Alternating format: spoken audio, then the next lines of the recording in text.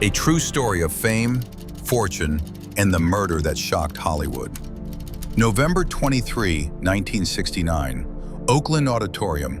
3,000 law enforcement officers rise to their feet, applause thundering through the hall. On stage, a 58-year-old man takes his final bow, fiddle in hand, tears streaming down his face. Spade Cooley, the king of Western swing, has just given the performance of his life. He walks backstage, sits down, takes a breath, and dies. Massive heart attack, dead before he hits the floor. 3 months before his scheduled release from prison, the crowd that just gave him a standing ovation had no idea they were cheering for a man who tortured his wife to death in front of their teenage daughter. They didn't know about the hours of brutality, the cigarette burns, the broken bones, the blood-splattered walls. But here's the truly disturbing part. Some of them did know, and they applauded anyway. This isn't a story about music. It's about how a beloved country star got away with murder and how America let him. Before we talk about fame, before we talk about fiddles and hit songs in Hollywood, you need to know about Ella Mae Evans. She was 21 years old when she joined Spade Cooley's band in the early 1940s. Blonde, beautiful, full of dreams. She couldn't really sing that well, but Spade didn't care. He was 34, married, and obsessed with her. Within a year, he divorced his first wife and married Ella Mae. Then he pulled her out of the band. He wanted her home, pregnant, away from other men. Their daughter Melody was born in 1946. A son, Donnell Jr., followed in 1948. And that's when the nightmare began. Spade was a violent, paranoid alcoholic. He beat Ella Mae regularly. He accused her of affairs with men, women, even Roy Rogers. He became convinced she was part of a, quote, free love sex cult, unquote. None of it was true, but facts didn't matter to Spade Cooley. By 1961, after years of escalating abuse, Ella Mae made the decision that would cost her everything. She filed for divorce. Content warning. The following description contains details of extreme violence and domestic abuse. This section is necessary to understand the full scope of injustice in this story and to honor Ella Mae's memory by not sanitizing what she endured. On April 3, 1961, Spade Cooley came home and unleashed hell. He dragged her to the bedroom, beat her head against the floor, stomped on her stomach with his boots, choked her, ripped clumps of hair from her scalp, violated her with a broom handle. The walls were splattered with blood. Furniture lay shattered across the floor. Then, in the middle of this hours-long torture session, their 14-year-old daughter Melody walked through the front door. "Come here," Spade said calmly, leading the terrified girl through the dining room, past the broken glass and overturned furniture. "I want you to see your mother." He forced Melody to watch as he continued the assault. At one point, unsure if Ella Mae was still alive, he crushed a lit cigarette against her skin to see if she would react. She didn't. Ella Mae Evans Cooley was declared dead on arrival at Tehachapi Hospital. She was 37 years old. The coroner's report documented bruises covering her entire body, numerous cigarette burns, and massive internal bleeding from a ruptured aorta.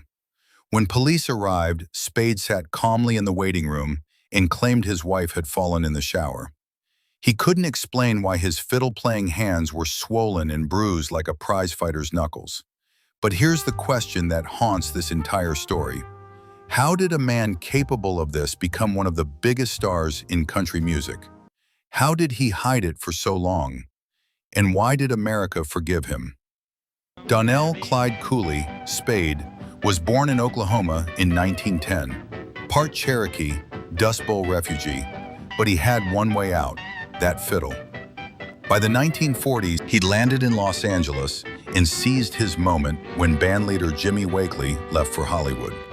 Spade took over, built the right sound, and in December 1944, everything changed.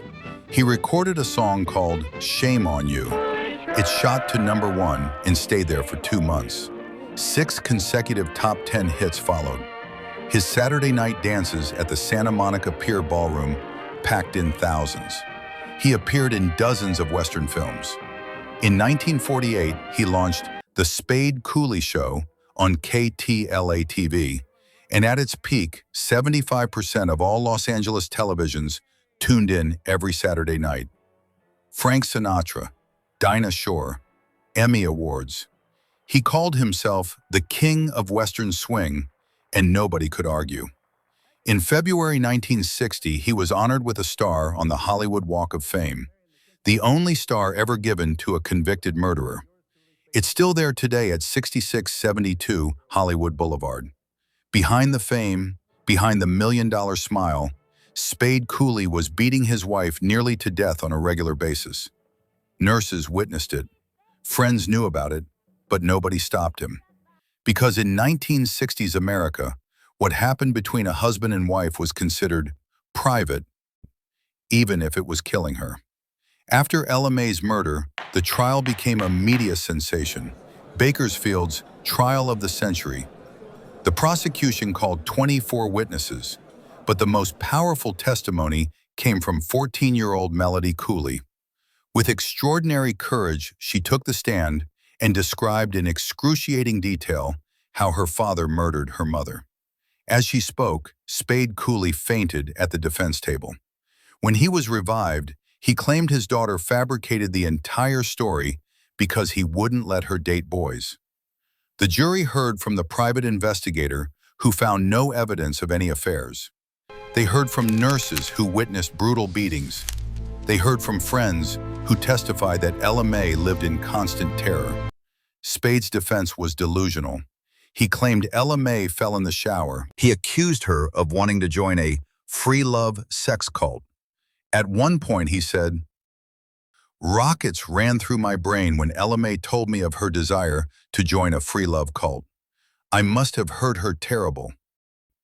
That last sentence was the only truth he spoke. After a month-long trial, on August 21, 1961, the jury convicted Spade Cooley of first-degree murder. He was sentenced to life in prison. You'd think that would be the end of the story. It wasn't. After the conviction, you'd expect justice to be served. You'd be wrong. What happened next exposes just how broken the system was, and maybe still is. Spade Cooley was sent to California State Prison at Vacaville, not the hardcore San Quentin where most murderers went. Even in prison, his celebrity gave him privileges.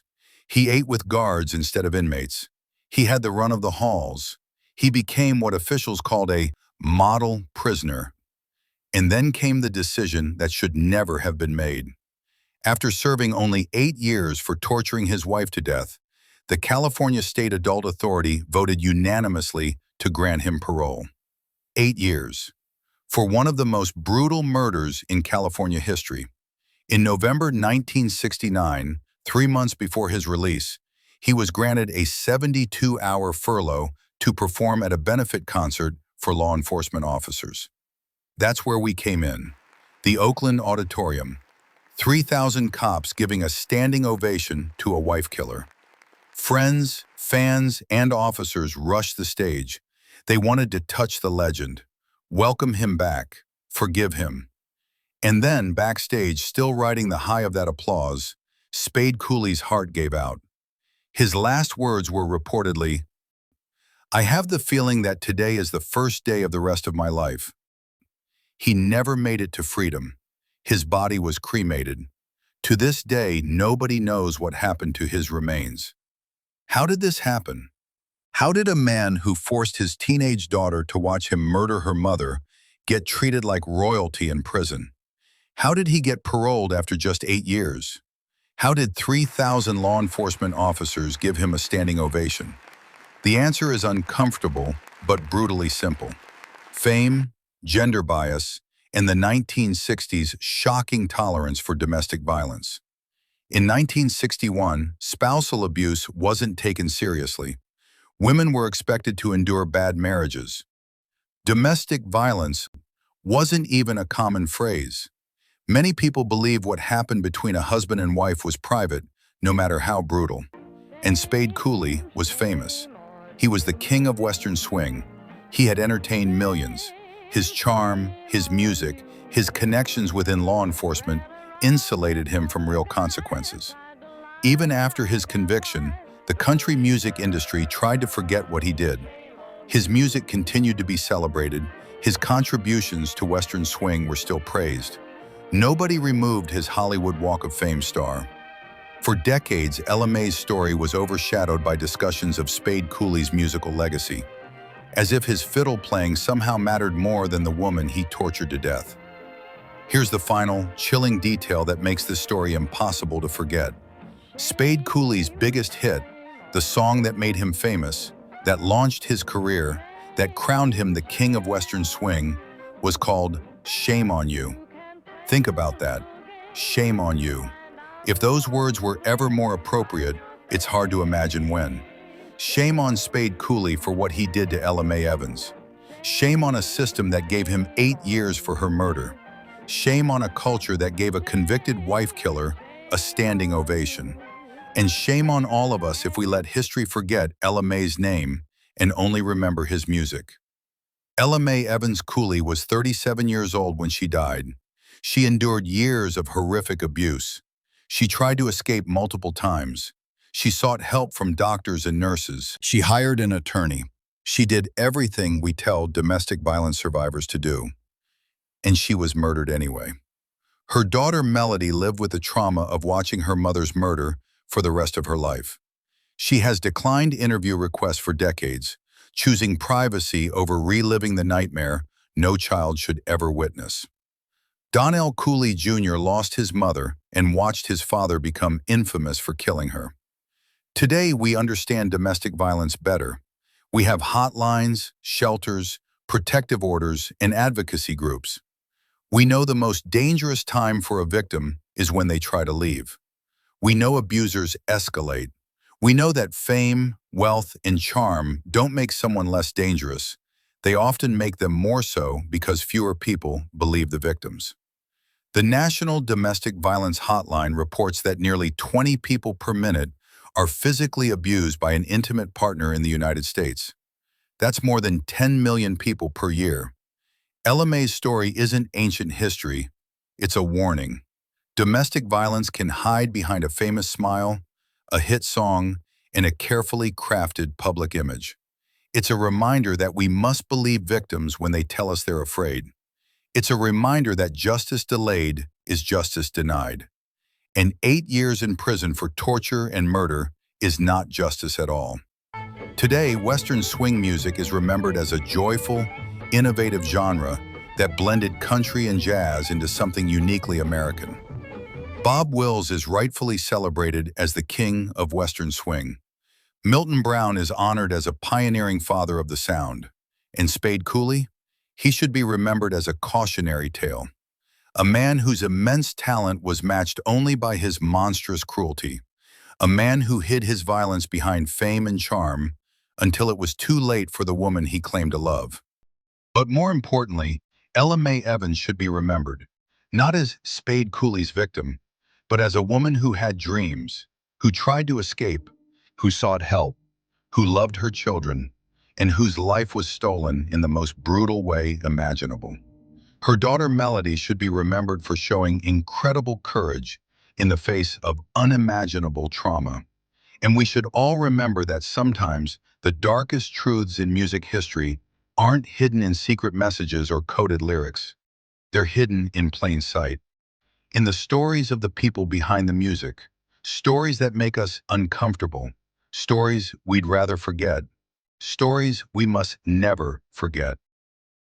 3,000 people stood and applauded a murderer, but not one person stood up for Ella Mae when she needed it most. Don't let her story be forgotten. If you or someone you know is experiencing domestic violence, please reach out for help. National Domestic Violence Hotline, 1-800-799-SAFE. That's 1-800-799-7233. Available 24/7. Confidential. Free. If this story resonated with you, share it to honor Ella Mae's memory. Hit that like button, subscribe for more untold stories from music history, and leave a comment about how we can do better to protect victims of domestic violence today. Together, we can make sure stories like Ella Mae's are never forgotten and never repeated. This story is based on historical court records, news reports, and documented accounts of the murder of Ella Mae Evans Cooley by Spade Cooley in 1961. All facts have been verified through multiple sources.